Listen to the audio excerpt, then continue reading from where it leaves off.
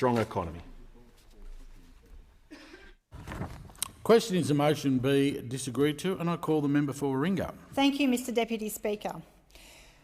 This regulation should be disallowed. There is no doubt that that is the status of what should happen today.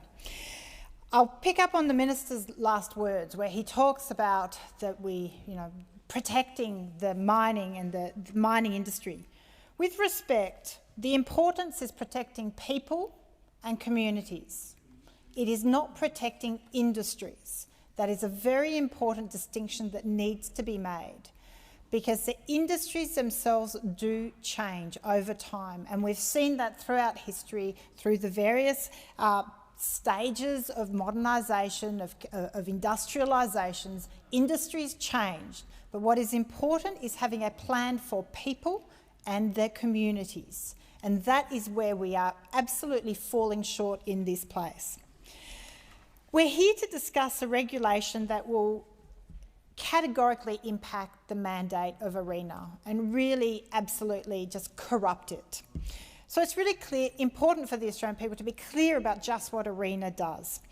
ARENA has invested more than $1.77 billion since being created in 2012 into more than 600 renewable energy projects.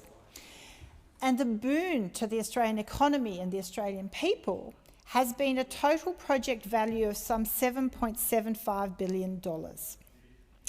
It hasn't been the most effective vehicle by which we have been able to support development of technologies. Now, the coalition government is incredibly fond of talking about its focus on technologies in how it will achieve some emissions reductions. Well, then why are you corrupting the very body that is achieving the results that you are trying to take credit from? The reality is ARENA is there to support renewable energy, not trying to masquerade or try and put a costume over more extending the life of fossil fuels. We're on the eve of a major global disruption. There's no doubt about it, the world is engaging on a transition, and that is accelerating.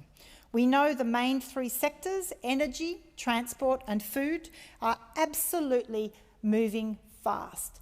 And that rate of disruption and transition is accelerating at such a pace that, and we know from history through every other industrialisation age, that occurs at such a pace that all of a sudden people are left behind if you don't have a plan, if you don't have a clear transition plan on how to manage that changeover.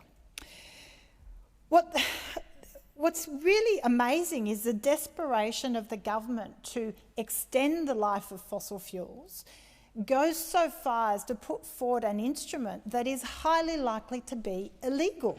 I mean, it really beggars belief that we're at that level of desperation. A government should never take this course knowingly, and yet the advice is clear that it is highly questionable whether this is a legal path.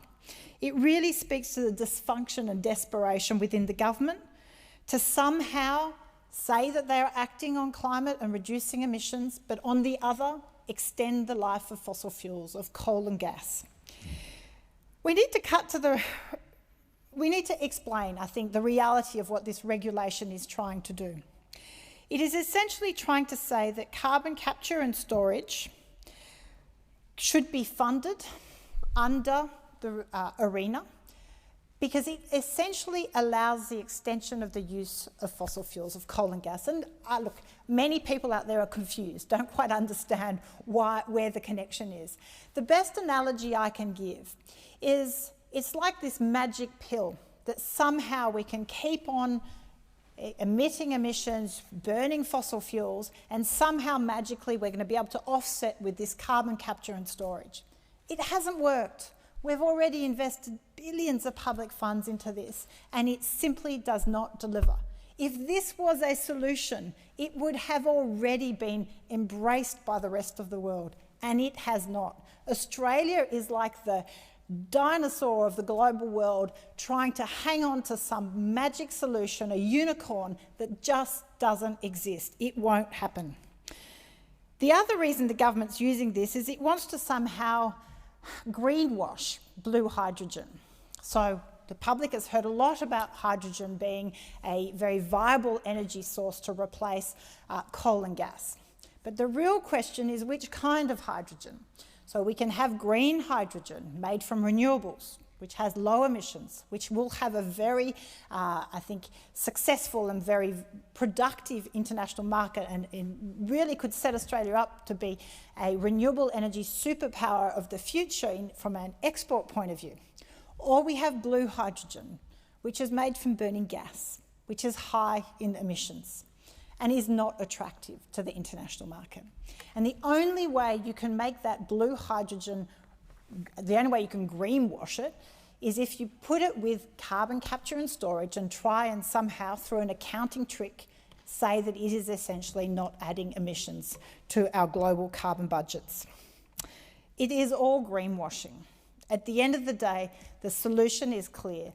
We actually need to do the hard work. We need to reduce emissions. There's no accounting trick, there's no spin, there's no greenwash that is going to change that fact. We have already used up 85% of global carbon budgets. We must, with urgency in the next decade, dramatically reduce our emissions. There's no simpler thing, no simpler truth than that we have to focus on. This regulation's already been disallowed in the Senate, and now it's coming again in this place. I call on many members in this place, in particular those on the coalition, who I read week after week writing op-eds in the papers, telling me of how concerned, and the Australian public and their electorates, telling them how concerned they are about global warming, about raising emissions, about how we need to commit to net zero by 2050. But when it really comes down to it, what are their actions? What do they actually deliver for their electorates? Because when it comes time to vote in this place, that is your moment of reckoning. That is when your electorate knows whether it is just greenwash or where you truly believe that you have a responsibility to future generations to meaningfully reduce emissions. It really is time to call enough on the greenwash, on the hesitation.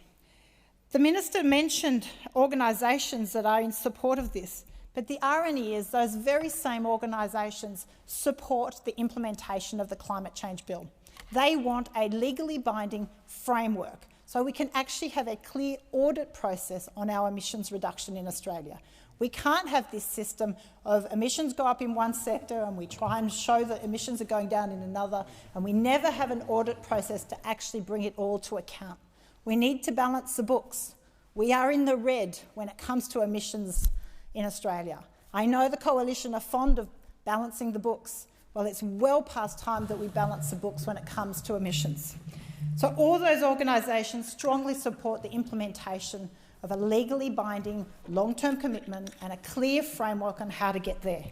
So I would urge the government and the minister, focus on the solutions that have support, focus on the solution that can bring us all together towards a low emissions future. There is huge opportunity. The Australian people know there is huge opportunity for us to do that. It's time to put an end to the past. Talking about the 2019 election commitments, who cares? Seriously, since then we have had bushfires ravage our coast. We have had the world leaders, our international partners, we've had world economies all pivot towards needs to be done.